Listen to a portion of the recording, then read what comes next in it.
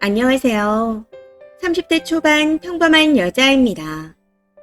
남친과는 2년 조금 넘게 연애하고 결혼하기로 약속했습니다.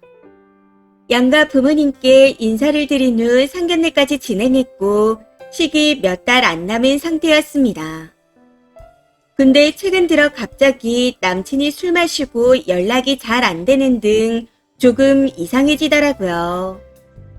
그러다가 얼마 전 저한테 할 말이 있다며 얘기를 꺼내는데 남친이 저한테 했던 말을 듣고 조금 충격을 받았습니다. 형이 도박에 빠졌다며 답이 없다 말하는데 지금 글을 쓰면서도 답답하고 어이가 없네요.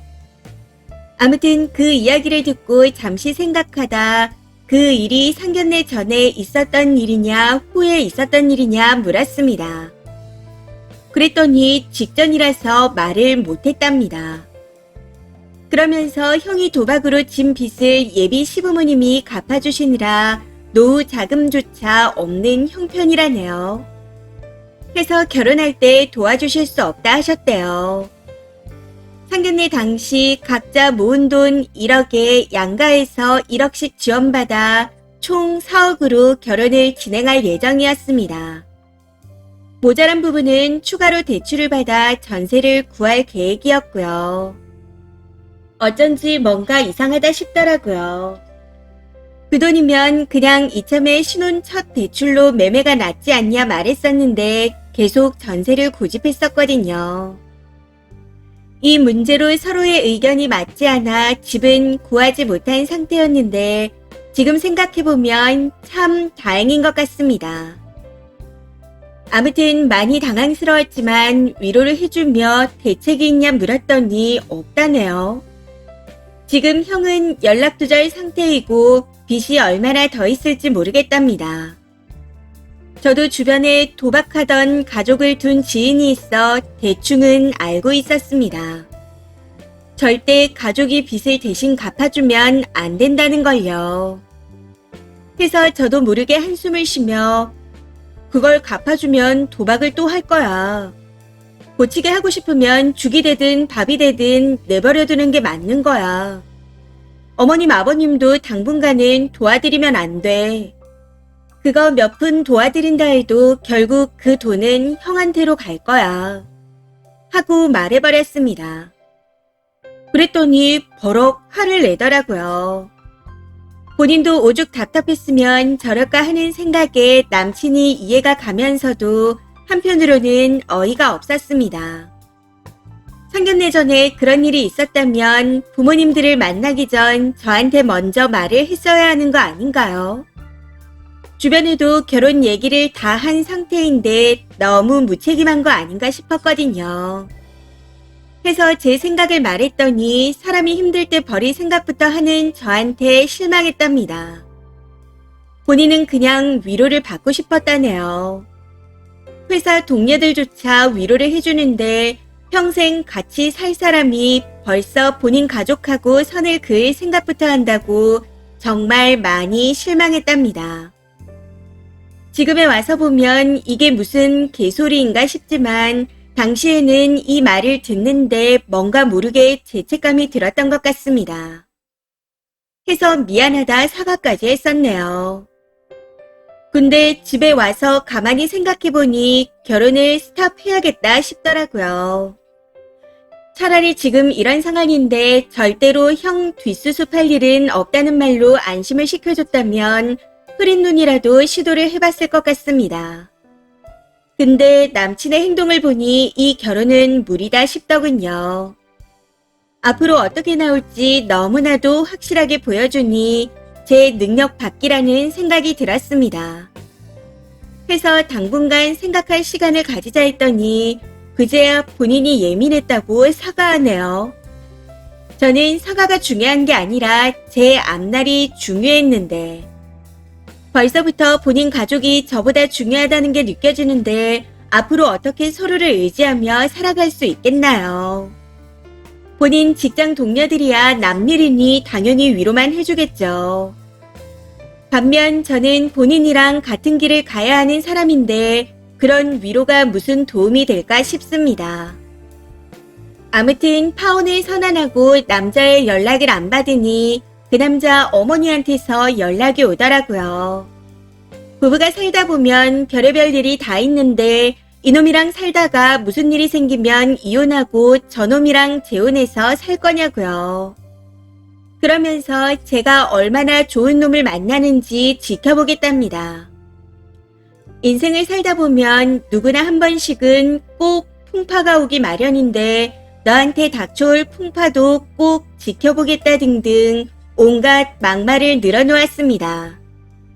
저희 엄마는 그걸 보고 난리가 나셨고 아빠는 무조건 그만하라 하시더군요.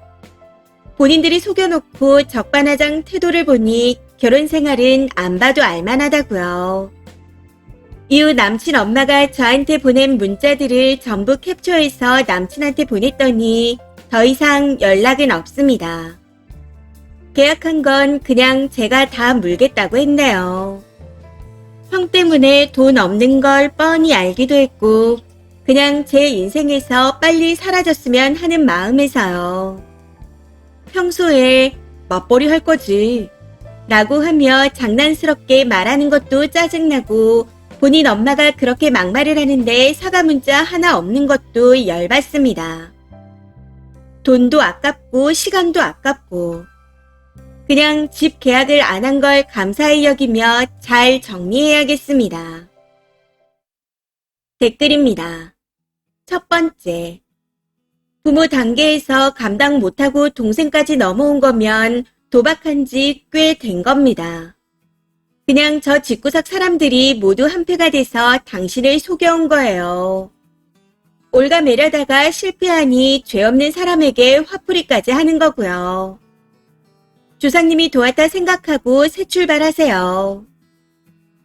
두 번째, 이 상황에 제일 고마운 사람이 남친 엄마입니다. 저렇게 말해주니 님이 더 현타 오고 님 부모님도 같이 아니라고 더욱 확실하게 답을 냈잖아요.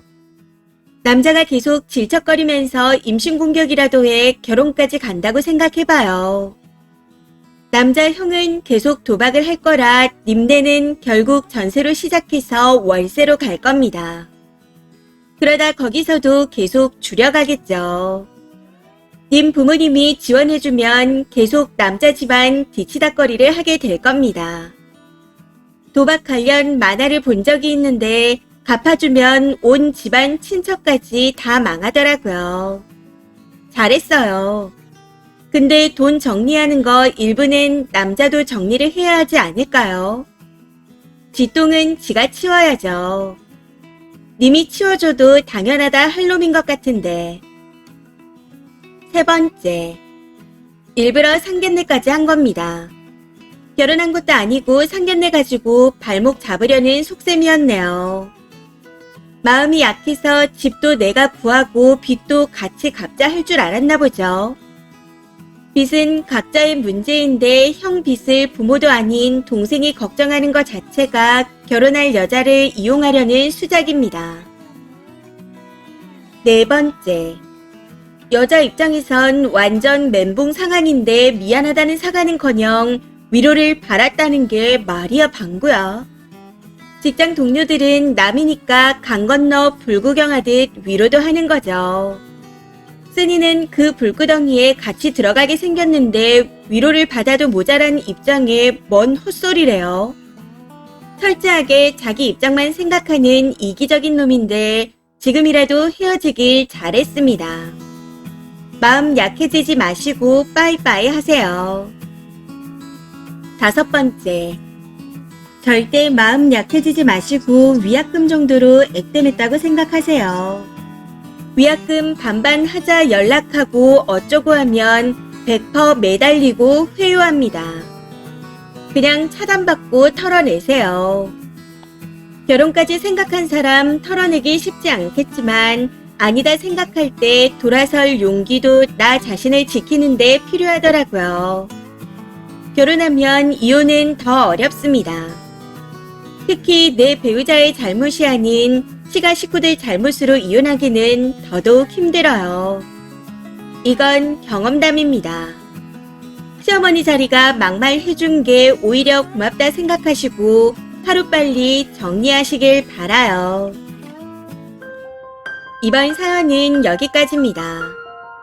시청해주셔서 감사합니다.